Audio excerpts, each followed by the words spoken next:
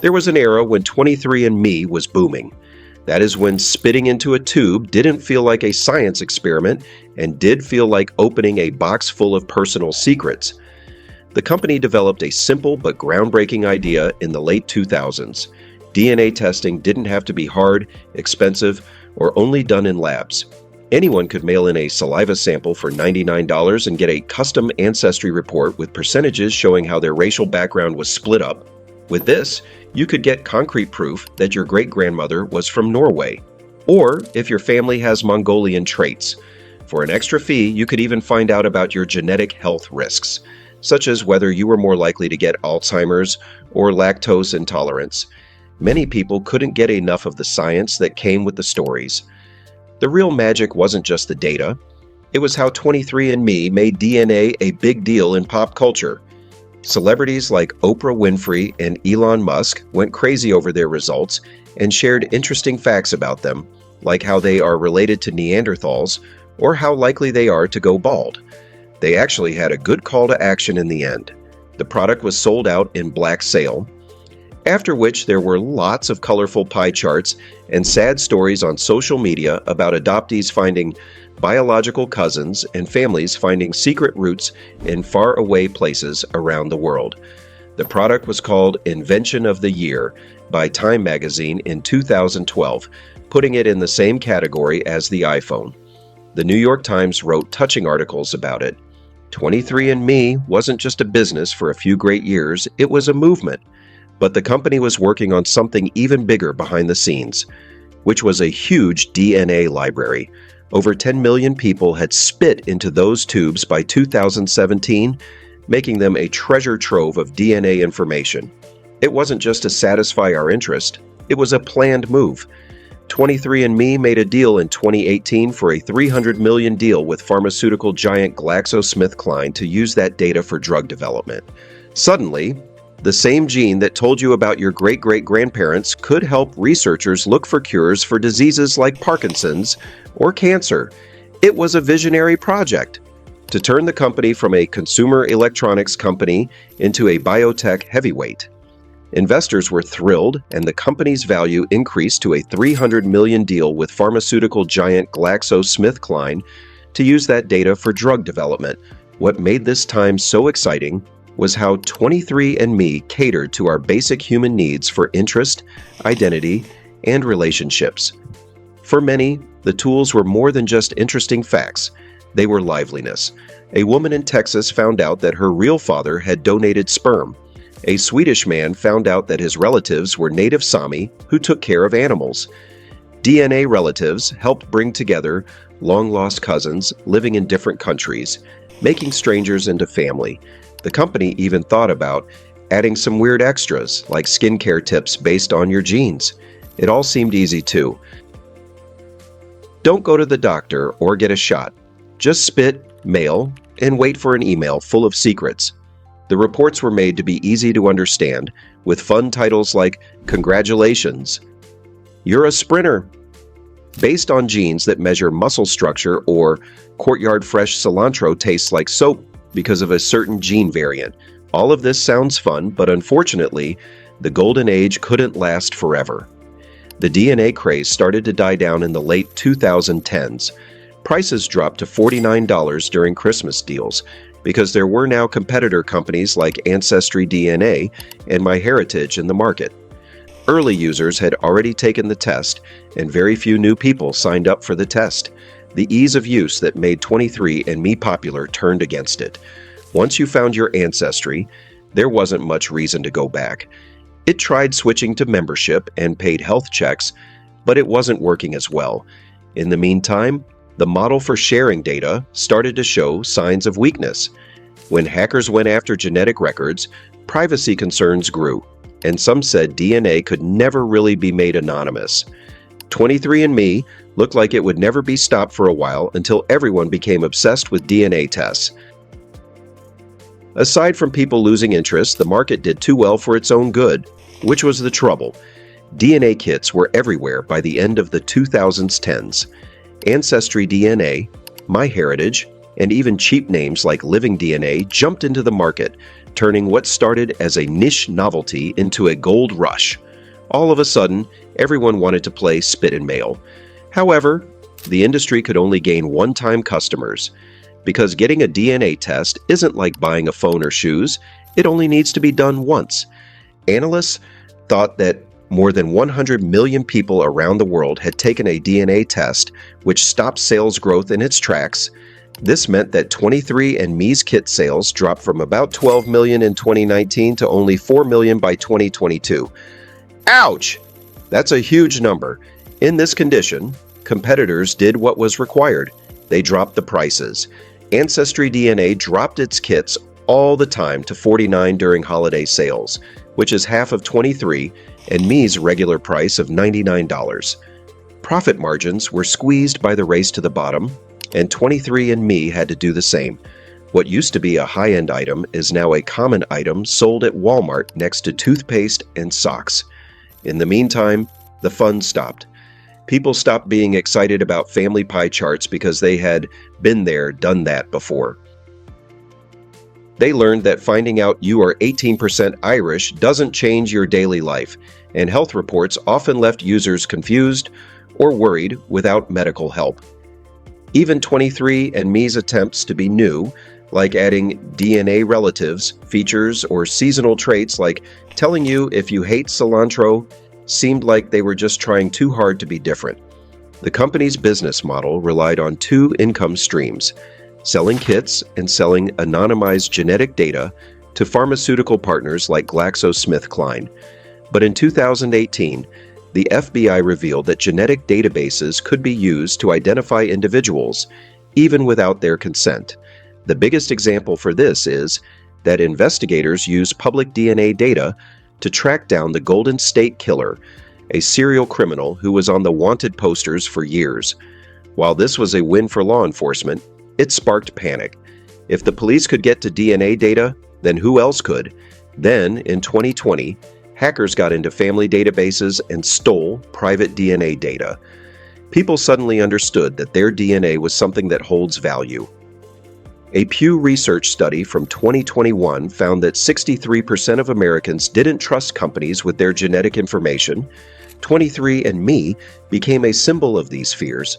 Some people said that anonymized DNA wasn't real because your genes are unique to you, which means that you can't really be anonymous. There were a lot of lawsuits against the company because its terms of service were said to reduce privacy risks.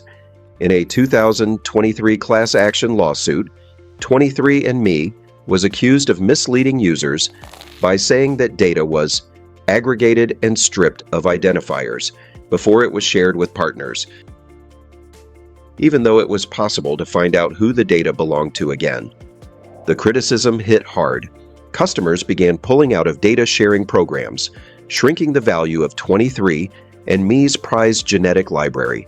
Trust declined further when, in 2023, hackers leaked the personal data of 6.9 million users, including ancestry reports and family tree information. While 23andMe claimed no DNA data was compromised, the breach increased suspicion. Privacy experts said that genetic information can't be changed, unlike a credit card that's been hacked. Once it's out there, it's a risk for life. The company rushed to comfort users by adding more encryption and tighter privacy settings, but it was too late. Many people didn't think it was worth the risk of making their biology into a business or illegal product to find out about their ancestry. You won't believe, but it happened. The FDA stopped 23andMe from selling health reports in 2013 because they were inaccurate medical devices. The company worked for years to rebuild trust and got FDA approval to start selling health tests again in 2015. But the damage was already done. Customers had a hard time understanding the health risks. 36% higher chance of diabetes doesn't mean anything without more information. Every new health report had to get approval from the FDA, which took a long time and cost a lot of money. By 2022, companies like Color Genomics had better health tests reviewed by doctors, which made 23andMe's results look old. 23andMe's biggest risk was trying to reinvent itself as a leader in drug development. which turned out to be one of its worst decisions. The company teamed up with GlaxoSmithKline, GSK, in 2018 and invested $10 per share. By late 2023, the stock had dropped to a pitiful 60 cents, losing 94% of its worth. NASDAQ said it might take the company off its list of stocks, which led to cuts.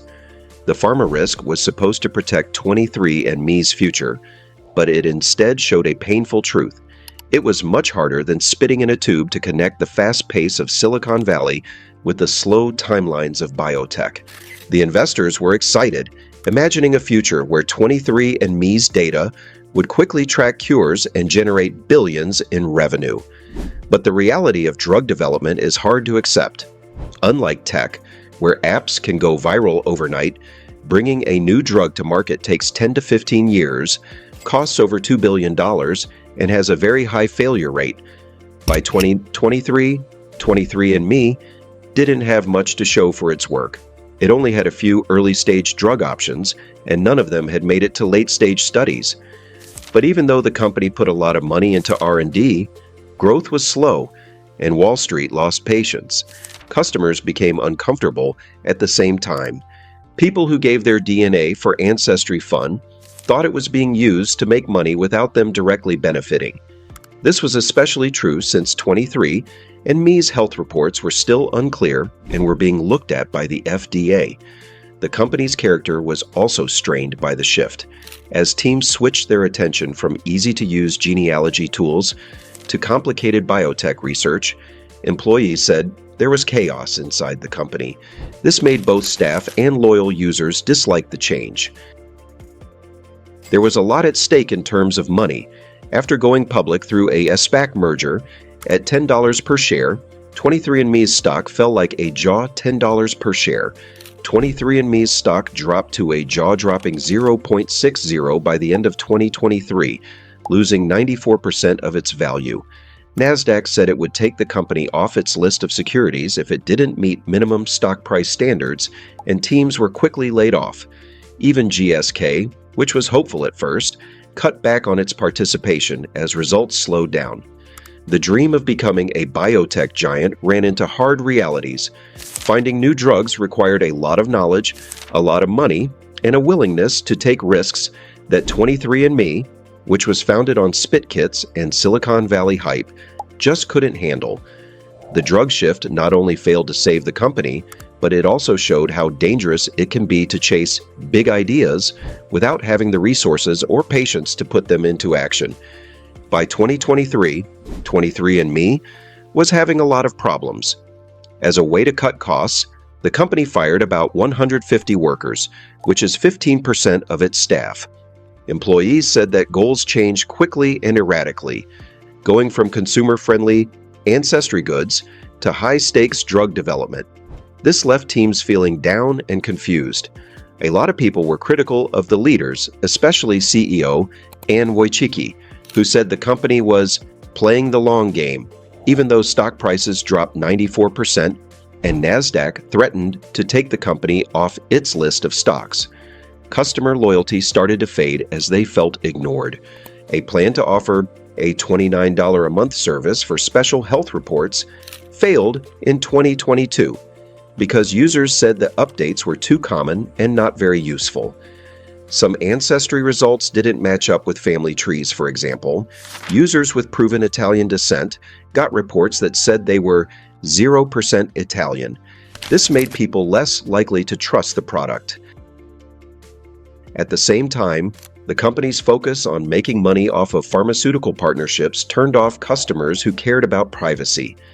They felt like their genetic information was being used without giving them anything in return.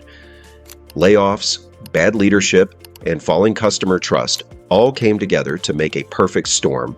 A company that was once praised for making genetics easy to understand was now having a hard time convincing both workers and customers that it had a future. Before we move further, I have got a favor to ask.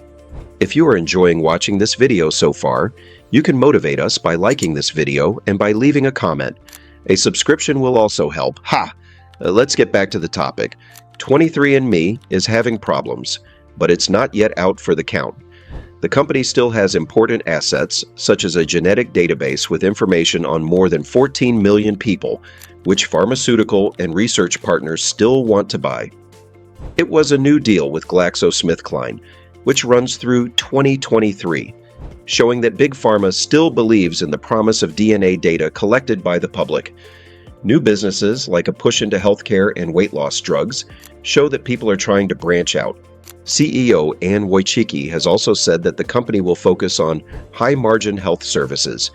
However, some people aren't sure if users will pay monthly fees for changes to reports they've already seen. It's important to rebuild trust. After privacy scandals and data breaches, the company needs to show customers that their DNA isn't just a commodity. One way to do this could be to make consent rules more clear or share the profits from drug fines. In terms of money, the road is rough.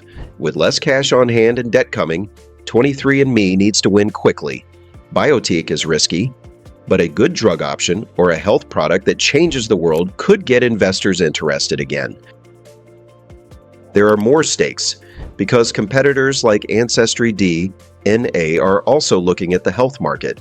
The company's future may depend on how well it can balance its original goal of making genetics fun and easy to understand with the slow and expensive process of biotech innovation.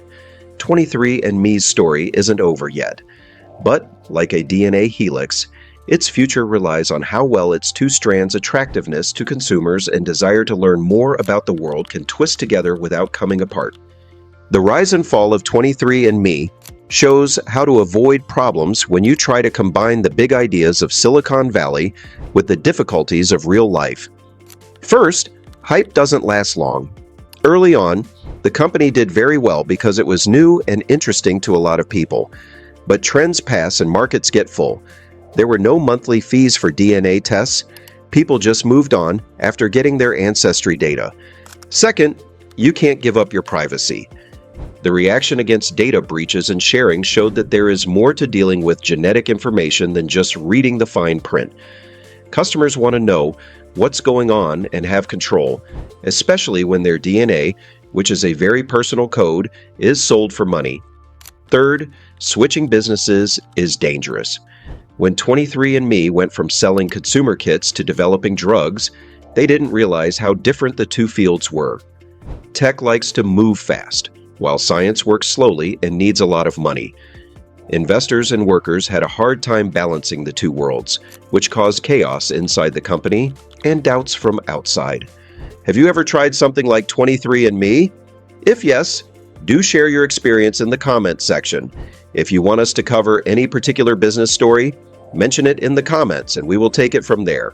You can also check out some of our amazing business videos already available on this channel. If you enjoyed watching this video, do not forget to like, share, and subscribe to the channel. See you soon in another video.